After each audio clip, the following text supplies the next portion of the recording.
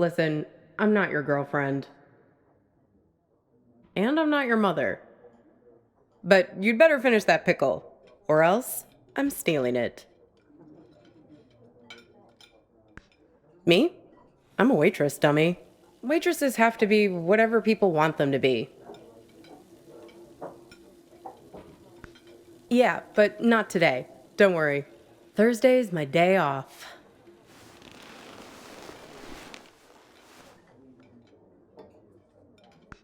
That's okay. It's nice to sit on the other side of the counter for a change and see how the other half lives.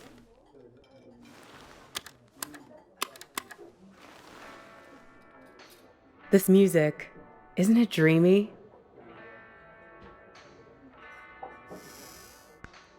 Still, I can tell we have some things in common. We both have to live by our wits. Hitchhiking isn't an easy trade. Waiting tables isn't either. I'll show you what I mean. Corned beef hash with 3 eggs over easy, whole wheat toast and hash browns. 2 eggs scrambled with bacon, sausage, English muffin, and french fries with mayo instead of ketchup. 3 eggs over easy with well done bacon and a side salad, hold the toast, Greek omelet with well done hash browns and white toast, a short stack of blueberry pancakes, coffees all around, and 1 Diet Coke. So, how many orders of toast were there?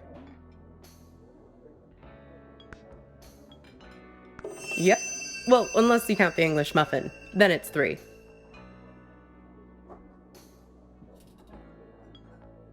Well, you must have been doing something right to have made it this far. I figure there's an art to hitching a ride. You have to be able to read people very quickly. Waiting tables is no different. You get to know what people want before they know what they want. It's a sixth sense.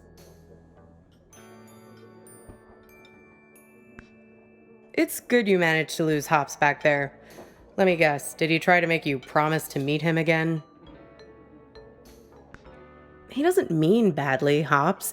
He's just a bit stuck in the past. That's why he has all that junk in his car. Can't let go of anything. Can't change. People like to solve problems with the tools they understand.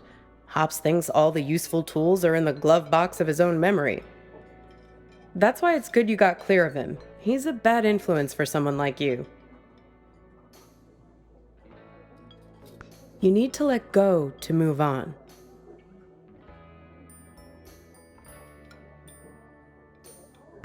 I don't know, but driving in the rearview mirror will only get you so far. You can't live in the past. Well, judging by the faces in this place, you can't live in the present either. Look at these blue screen zombies. Everyone glued to their phones.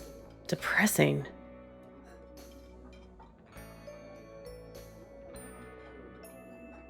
Very funny. That sense of humor will serve you well when our new robot overlords take over. The living dead all around us. Not you two, though. You and your girlfriend. You were very much animated. Although, maybe not in a good way. That was some argument. Well, if it wasn't worth arguing over, it wouldn't mean anything, I guess. Well, I'm not one to eavesdrop. Something about text messages being present. The usual suspects when it comes to couple arguing somewhere in public in the 21st century. I only caught the end of it. It was one of those things that suddenly boils over. One moment you were sitting there having your strawberry rhubarb pie and trying to figure out where the next gas station is. The next moment, when I came back with your check, there was this big scene with you storming out the door.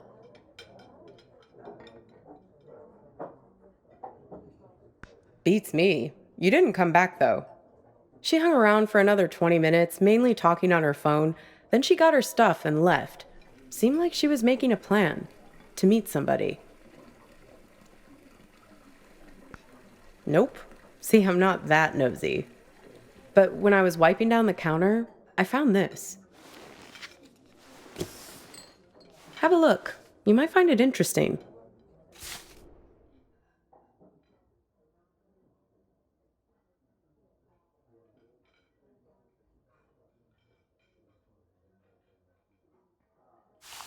Weird, right?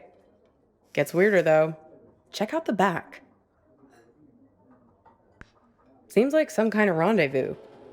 I mean, I figure that's not your card. I know, right? No idea. I mean, you don't even drive. Sorry, Copernicus.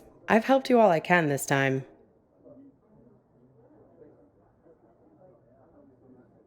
Sure, I can drop you off there once we get out of here.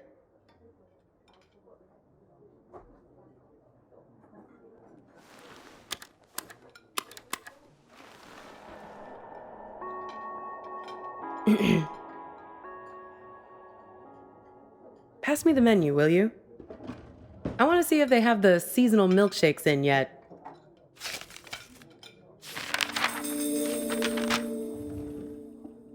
Aw, look at that. It's like a little map of your adventures.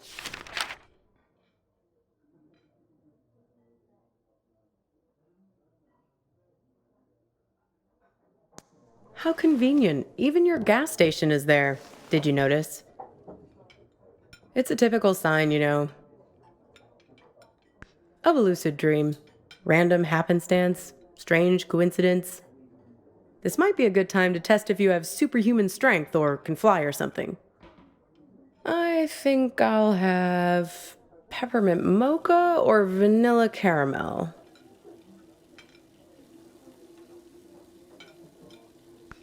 Sure. I mean, come on. Raisin farmer? There's no such thing. Grapes have farmers. Raisins are dried grapes. End of story. Geez, where's the waitress anyway?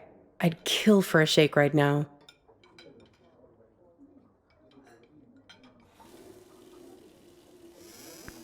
Well, things become real when we invest meaning in them, when we make them real.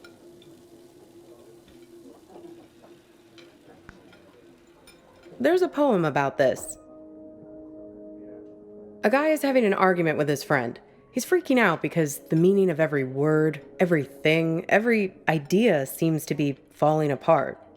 After a while, I understood that talking this way, everything dissolves.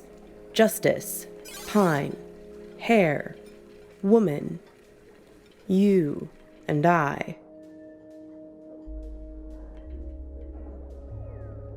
Exactly. Booth, menu, you, I, mustard, mustard. It all starts to dissolve. It's my day off reading.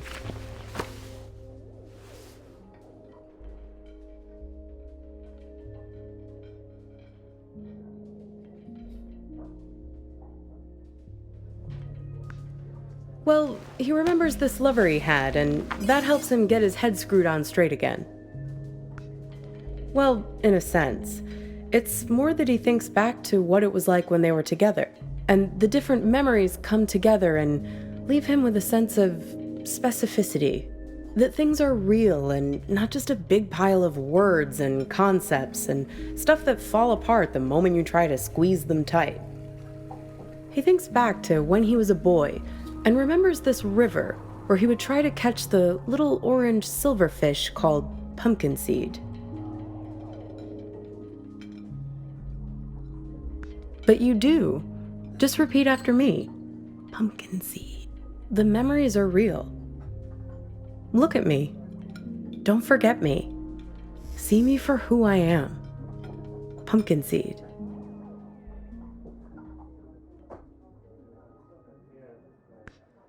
It's the curse of the diner waitress. Less a real person and more a blank screen. Oh yeah, plenty of that. But also just these cliches people have with diners.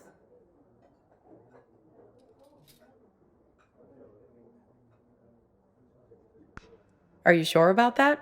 Or is that just what you want me to be? You don't seem to realize that you're the one pulling the strings in here.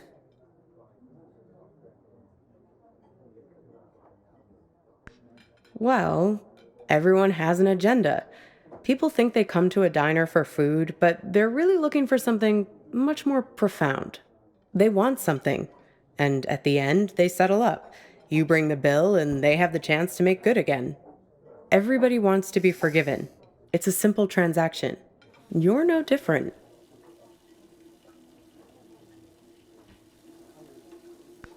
Well, there's that box you're carrying around and want to get open.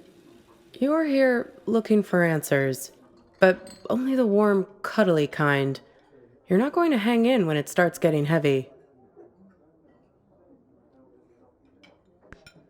This whole modern problem of people not really being present, it's everywhere.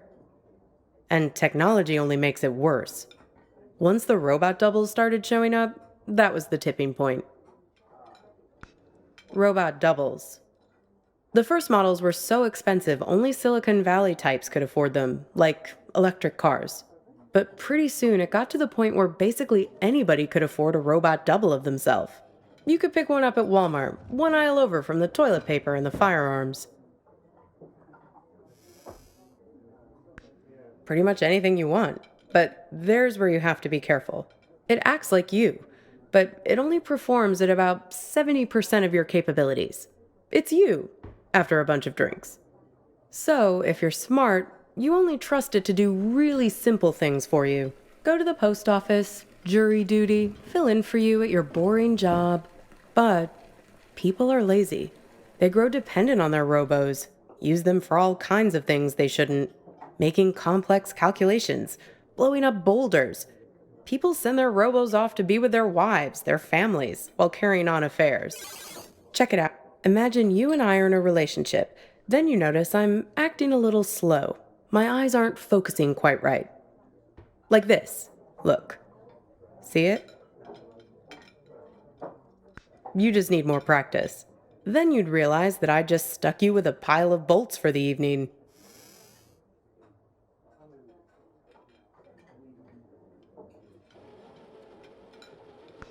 Did someone stand me up with a robo?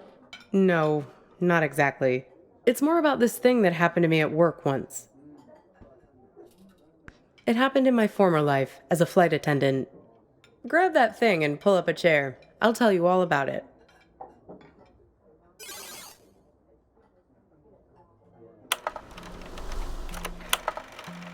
You feel like a sack of bolts yourself doing these safety demonstrations. People are zoning out, staring at their phones like the blockheads in here, or else just leering at you like you're the first woman they've ever seen wearing a uniform. But you start getting good at spotting the doubles. They're often the only ones paying attention, staring at you with those not quite human eyes of theirs. Technically, no, they're not supposed to be there. But like I said, people bend the rule, and security rarely checks. They're fine on the runway, perfectly docile. But something goes wrong at altitude, something about the navigation system. The FAA wanted to study it, but the study got shut down because you're not supposed to have them on aircrafts in the first place. So yeah, I learned to spot them right away. It becomes a job requirement, a matter of survival. Here, try your luck. Have a look at the table. So, 1 mustard, fine. 3 mustards, not so fine. The one on the left is the real one. See if you can track it. Keep your eyes on the prize. 10 will get you 30.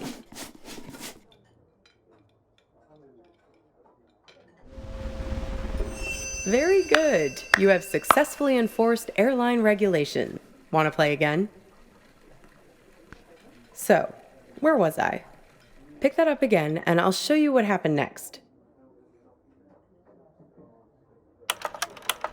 One time, we were doing a flight into Galveston, and we had a sudden drop of cabin pressure about 100 miles from our destination. No, but imagine this. Everyone's freaking out. I'm trying to help a girl with her arm in a cast to get her oxygen mask over her head. Suddenly, I'm aware of this Frankenstein monster lurching towards me. The robos, they're like an army of the undead.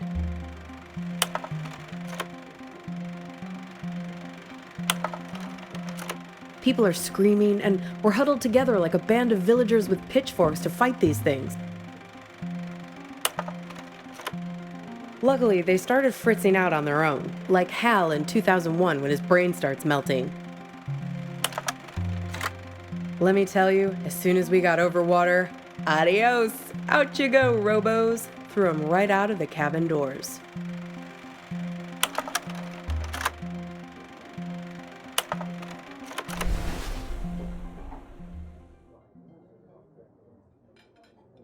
Throwing the robos off the plane? No, you're right. That didn't actually happen. You can't just open the hatch door like that. But it's a nice image, right? I like to think of it sometimes when I'm lying in bed trying to sleep.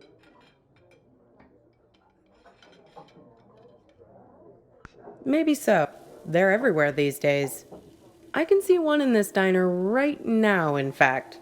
Can you find it?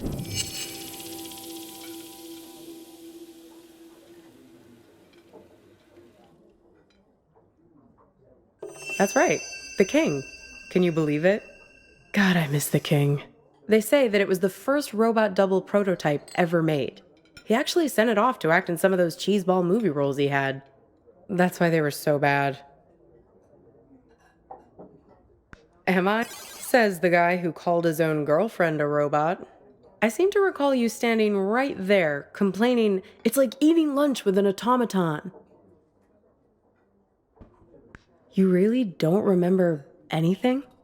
What you were fighting about? What happened next?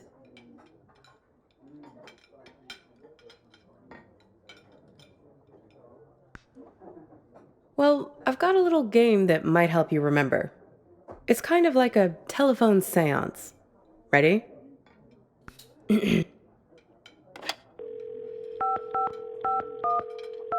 Hello?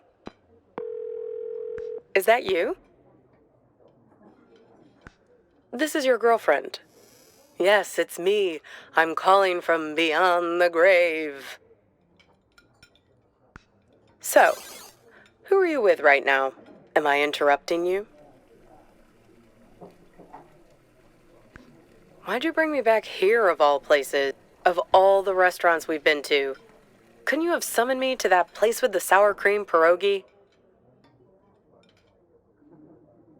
See, I told you this is a good game. Okay, so, I'm your girlfriend. Somehow, I'm not with you now, and you don't know why. Except, I am with you right now. That pretty much sum it up?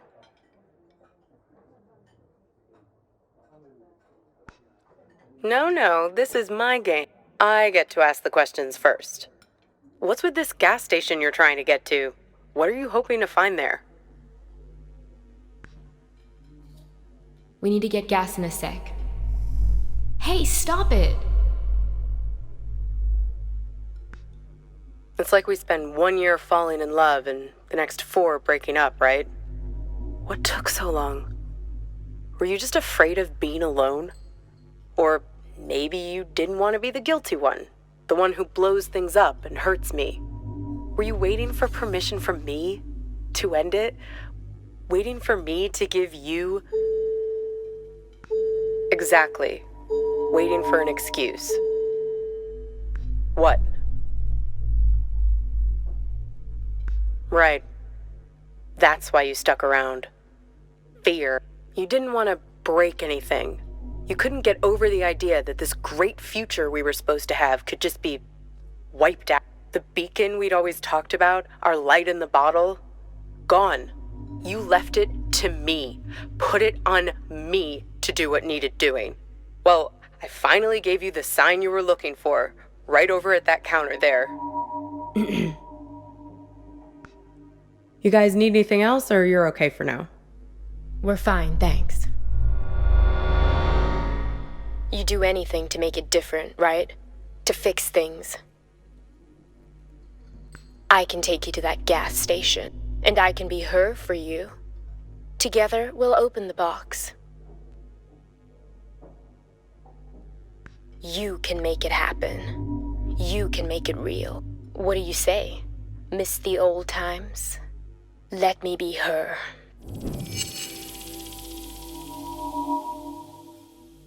Good. Now it's your turn. You can ask me one question, whatever you want.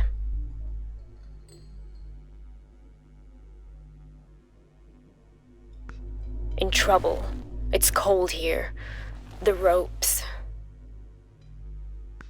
The man on the phone. Yes, the one I was texting when we were eating lunch. The man with many eyes. Yes, he has 10 eyes, like this. No, he wears them around his wrist, like a bracelet. Even while he sleeps, a few of them keep watch, their eyes open. He also wears an orange vest. Find the man with many eyes, and his friend, the man with mirror eyes. They're the ones who did this to me. Close your eyes. Hey, where'd you go? It's like you went somewhere else there, having some irresistible dream. Good for you. You don't have to wake up, but we do need to pay the bill. Works for me. What's the sudden rush? Are you sure? If you're lucky, maybe she hasn't even gotten to the gas station yet. Well, the card has Thursday 4 p.m. written on it, right? That was 2 days ago. And need I remind you that today is... Yeah. If we leave now, we can beat her there by nearly an hour and find out who's waiting for her. Well, that's easy. If I'm made up to look like her, he'll give himself away as soon as we arrive. I have a few wigs in the car. Well, that's the thing. You'll be waiting in the car with my phone. You can call the police the moment anything looks funny. And like I told you, I'm an expert shapeshifter. Come on. Time to be forgiven. And time to hit the road. Time to pay the check so we can get out of here.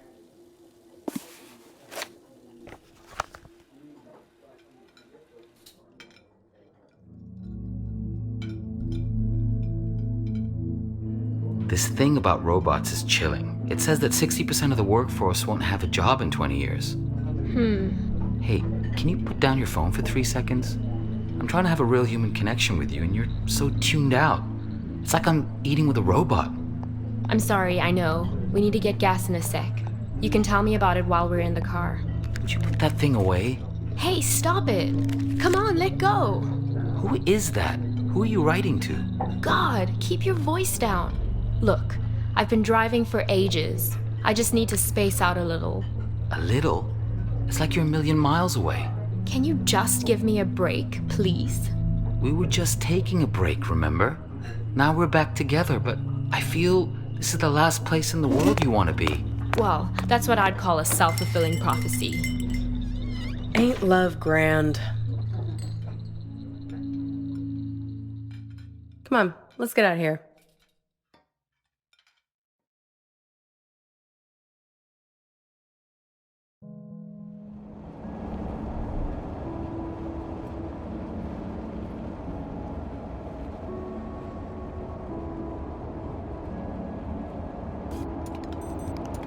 How do I look? Good. I'm a very apt pupil. A very apt pupil. Here, take my phone. Call for help the moment something looks fishy.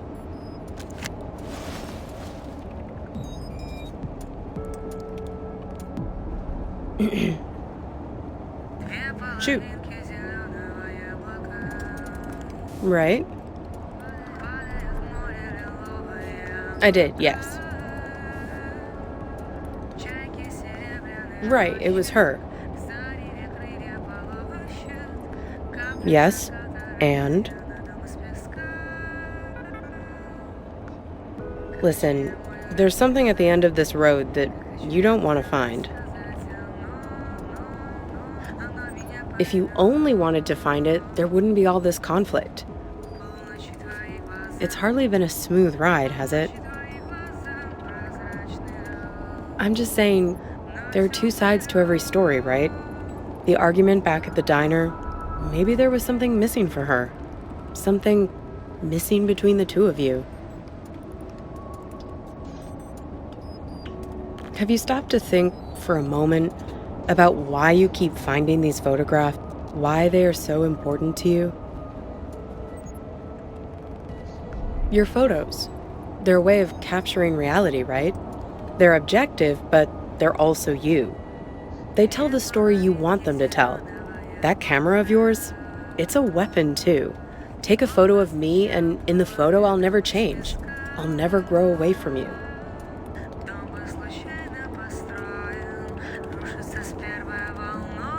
So, what did you learn back there from your photo? Oh? Oh, you have my phone. Why don't you call it then? And you think he's also this man with all the eyes? Hey, you said he has 10 of them, right? Have another look at that card. 10 little eyes. See him?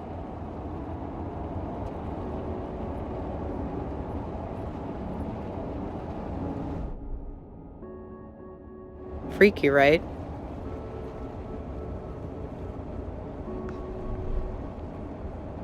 Well, almost there now.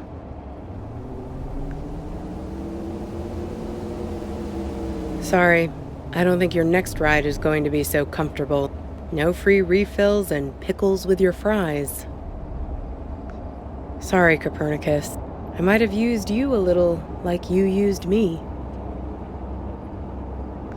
Let's just say, I'm not your girlfriend and you're not my knight in shining armor. It's nothing personal, just a simple transaction motivated by self-interest. Nothing different than what you chose back at the diner. Well, except when it suits you to have me be her, am I right? There's a price to be paid for everything on this highway. The bill always comes sooner or later.